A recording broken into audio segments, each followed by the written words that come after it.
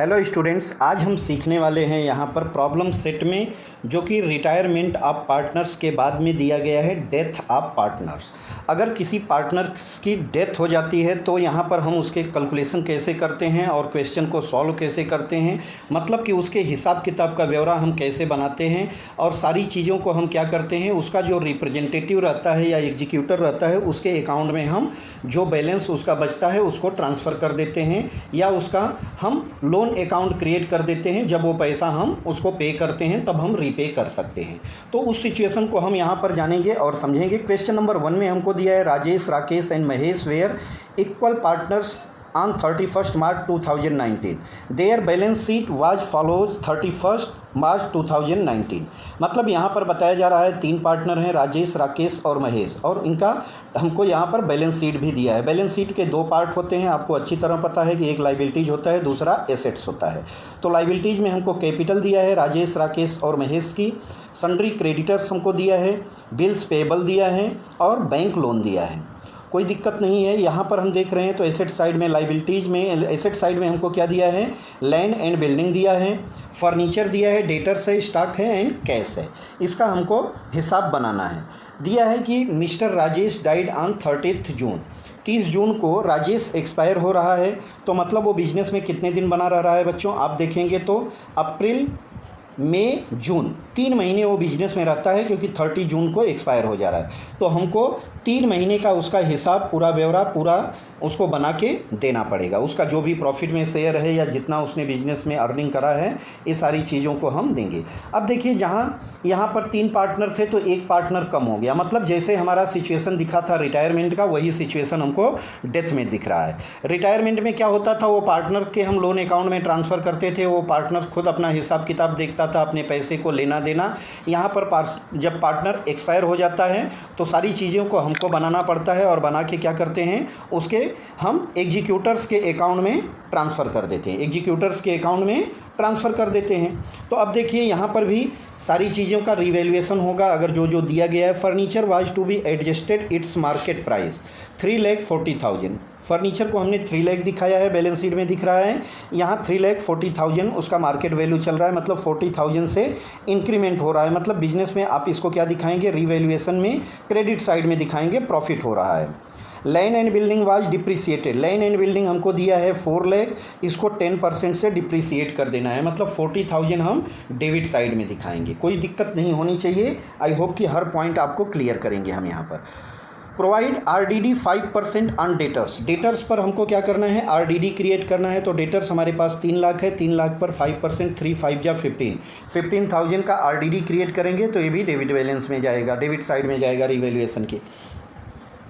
Profit up to the date of death, जो उसकी death हुई है किसकी, राजेश की, उस टाइम का प्रॉफिट को हमको कैलकुलेट करने के लिए बता रहा है। कैसे, on the basis of last years profit was 1,80,000। Last year का हमको प्रॉफिट बता रहा है कि 1,80,000 हुआ है।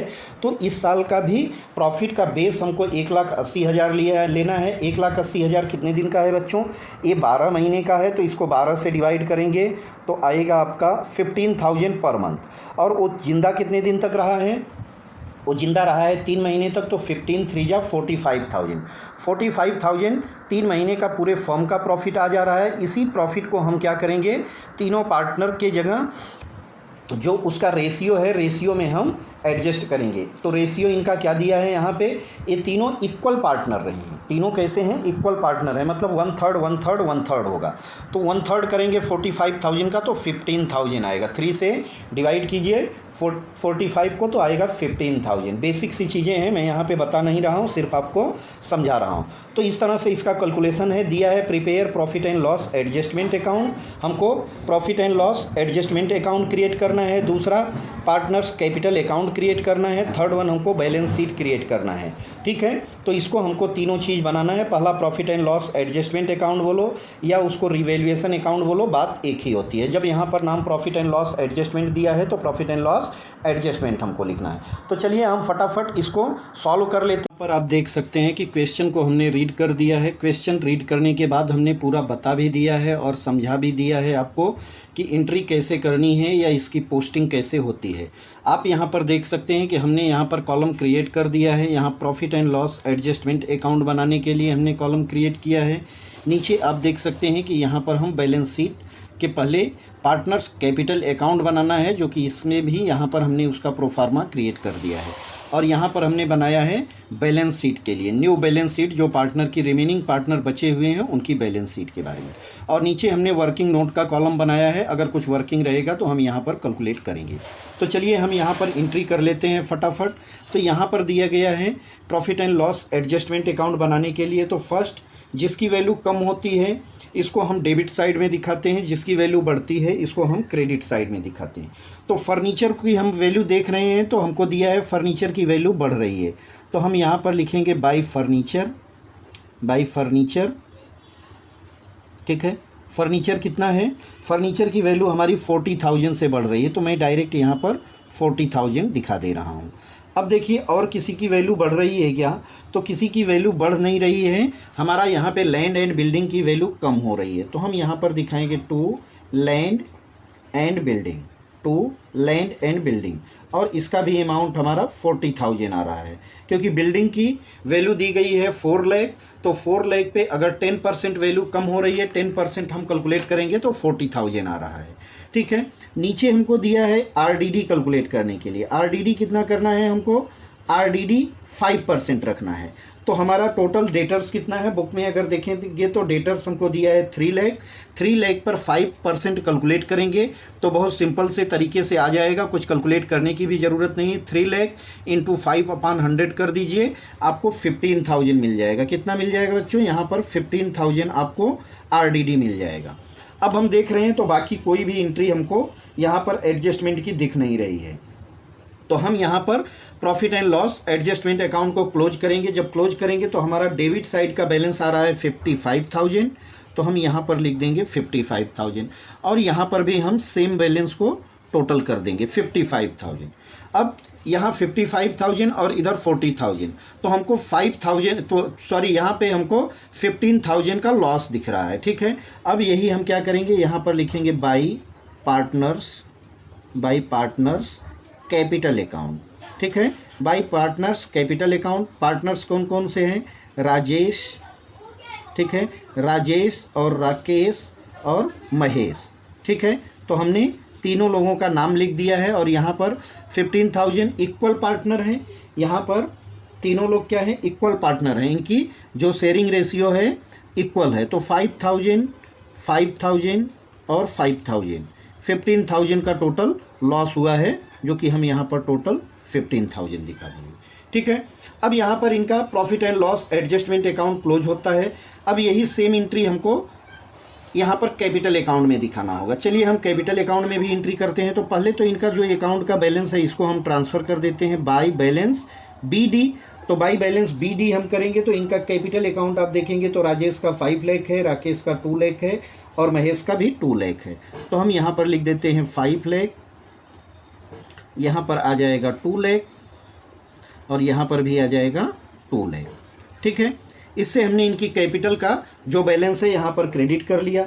आगे यहाँ पर देखते हैं तो इनको प्रॉफिट एंड लॉस में कुछ यहाँ पर लॉस हुआ है, तो हम लिख देंगे यहाँ पर to profit and loss adjustment account. ठीक है, कितना कितना है, 5,000 है, 5,000 है और 5,000 है। ठीक है, अब यहाँ पर देखेंगे तो राजेश एक्सपायर हुआ है 30 जून को। ठीक है, तो बिजनेस में कितने दिन तक बने रहे हैं, अप्रैल मई जून, 3 महीने तक ये बिजनेस में बने हुए हैं। इनका हमको प्रॉफिट निकालना पड़ेगा। तो प्रॉफिट को हमको दिया है क्लियर, अगर आपने बुक में देखा होगा तो टोटल 1 साल का प्रॉफिट कितना दिया है बच्चों, 1 साल का प्रॉफिट हमको 1,80,000 दिया है। तो हम यहाँ लिखेंगे टोटल 1,80,000।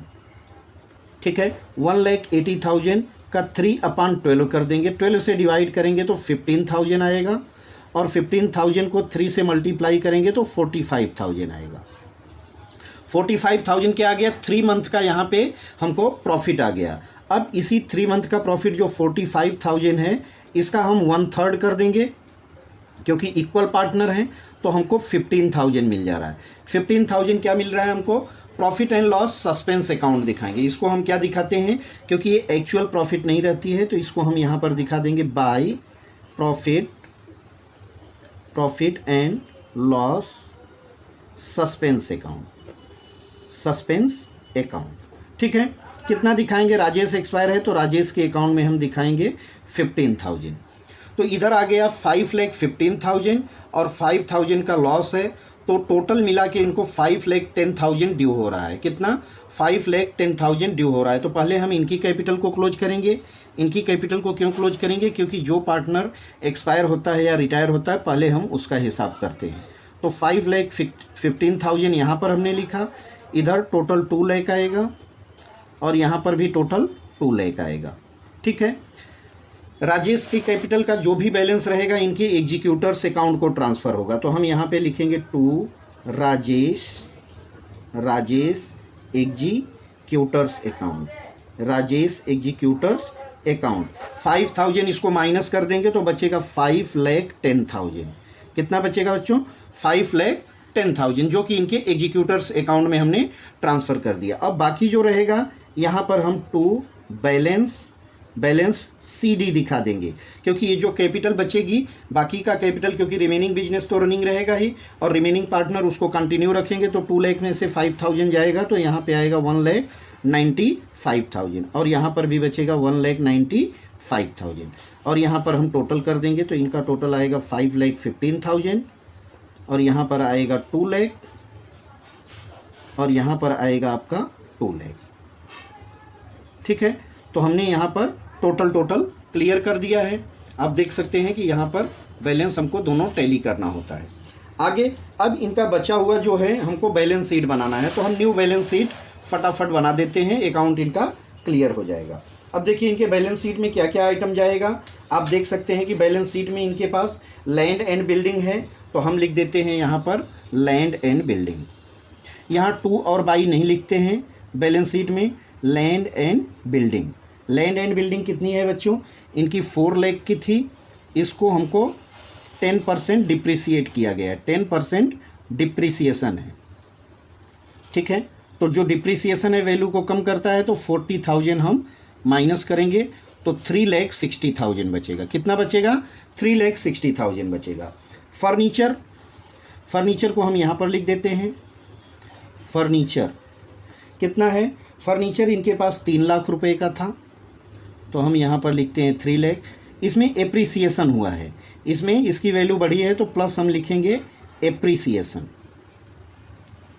एप्रिसिएशन कितना हुआ है बच्चों, 40,000 का है, इसको जोड़ेंगे तो आएगा 3,40,000। ठीक है, हमने लैंड एंड बिल्डिंग और फर्नीचर की एंट्री करी।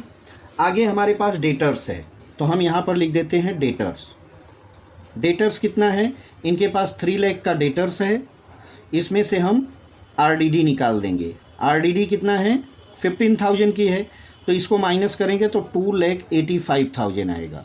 2,85,000 मैंने यहाँ पर दिखा दिया, आप देख सकते हैं। अब स्टॉक है इनके पास, स्टॉक्स में कोई भी चेंजेज नहीं है, तो हम क्लियर इसको 1 लाख दिखा देंगे। आगे इनके पास कैश है, तो कैश की भी एंट्री कर देंगे। कैश में भी कोई चेंजेज नहीं है, कहीं से पैसे आए नहीं हैं गए नहीं हैं। ठीक है, अब लास्ट वन एंट्री बचेगी प्रॉफिट एंड लॉस, क्या है, suspense account. Profit and loss suspense account, जो कि हमने राजेश को ट्रांसफ़र करा है, तो इसको हम एसेट साइड में दिखाते हैं। जो नया हमारा सस्पेंस अकाउंट क्रिएट होता है, ये आप लोगों के नज़रों में नया अकाउंट है। ठीक है, तो प्रॉफिट एंड लॉस को, सस्पेंस अकाउंट को हम यहाँ पर दिखा देंगे। अब हमारे पास इस साइड में क्या बचता है, लाइबिलिटीज साइड देख लेते हैं। तो लाइबिलिटीज साइड में कैपिटल अकाउंट में कौन कौन बचा है, राकेश और महेश। 1,95,000 जोड़ेंगे तो 3,90,000 आएगा। कितना आएगा, 3,90,000 हो गया। यहाँ पर हमने दिखा दिया कैपिटल के बाद आएगा राजेश एग्जीक्यूटर्स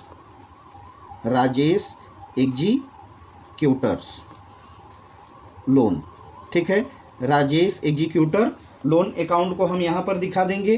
तो उसका कितना बैलेंस है, 5,10,000 है, 5,10,000 है। देखिए मैंने यहाँ पर दिखा दिया। अब क्या बचा, अब इनके पास बचा है क्रेडिटर्स, तो हम दिखा देते हैं सन्ड्री क्रेडिटर्स। सन्ड्री क्रेडिटर्स कितना है, 90,000 है, तो हमने 90,000 दिखा दिया। बिल्स पेबल है इनके पास, बिल्स पेबल 60,000, तो हम यहाँ पर 60,000 दिखा देंगे। और इनके पास एक और चीज़ है, बैंक लोन है। बुक में आप देखेंगे जूने बैलेंस शीट में तो बैंक लोन है, तो बैंक लोन को भी हम दिखा देंगे, कितना, 15,000 है। अब बाकी कोई भी एंट्री नहीं छूट रही है, इसको हम टोटल करेंगे। तो टोटल करेंगे तो देखिए आपको यहाँ 0 0 0 3 0 मिला, 5 5 यहाँ पर मिल रहा है। यहाँ पर आपको जो लोन दिया है ना, लोन दिया है 1,50,000 है बच्चों, 1,50,000 सॉरी, तो 1,50,000 को जोड़िए, टोटल आपका आ जाएगा 12 लाख। कितना आएगा, 12 लाख आएगा। आप टोटल कर लीजिए तो इधर भी आ जाएगा 12 लाख, और इधर का भी हम टोटल करके देखते हैं तो 3 3 6 और 7 लाख हुआ, 7 8 9 हुआ, 9 में यहाँ 3 लाख जोड़ेंगे तो 12 लाख इधर भी आ जा रहा है। 1 2 3 4 5, ठीक है, 12 लाख हमने यहाँ पर। दोनों तरफ की अगर बैलेंस शीट टैली हो गई तो मतलब हमारा अकाउंट क्लियर है, किसी प्रकार की कहीं पे मिस्टेक नहीं है। तो इस तरह से हमको इस क्वेश्चन को सॉल्व करना था, बहुत सिंपल है। यहाँ पर हमको जो डेथ का दिया है, पार्टनर्स डेथ का पहला क्वेश्चन है, बहुत अच्छे से समझा दिया हूँ बच्चों। अगर इसको आप 1 से 2 बार में प्रैक्टिस करेंगे या ध्यान से आप समझ लेंगे तो बहुत अच्छे से समझ में आ जाएगा, कहीं पर कोई दिक्कत नहीं। देखिए मैं फिर एक बार आपको क्विक रिवीजन की तरह दिखा देता हूँ। यहाँ पर हमने profit and loss adjustment account बनाया है, पूरी की पूरी एंट्री यहाँ पर दिख रही है, मैंने टैली कर दिया है। देखिए प्रॉफिट हुआ नहीं है, इनको लॉस हुआ है, 15,000 का लॉस है। फिर नीचे हमने यहाँ पर पार्टनर्स कैपिटल अकाउंट क्रिएट किया है, तो यहाँ पर हमने बैलेंस में दिखा दिया है, बैलेंस BD, और इनका profit and loss suspense account दिखाया है, और यहाँ पर हमने पूरा इनका डेबिट बैलेंस दिखा दिया है। अब देखिए यहाँ पर हमने बनाया है बैलेंस शीट। बैलेंस शीट को आप अच्छे से देख लीजिए, बैलेंस शीट उनकी टैली हो गई है, बैलेंस शीट टैली हो गई है, मतलब पूरा का पूरा हिसाब क्लियर है। नीचे थोड़ा सा वर्किंग दिया है, तो वर्किंग हमने यहाँ पर दिखा दिया है। इस तरह से हमारा यहाँ का जो एक क्वेश्चन नंबर 1 था कंप्लीट होता है। अब मिलते हैं नेक्स्ट वीडियो में, तब तक के लिए थैंक यू, बाय।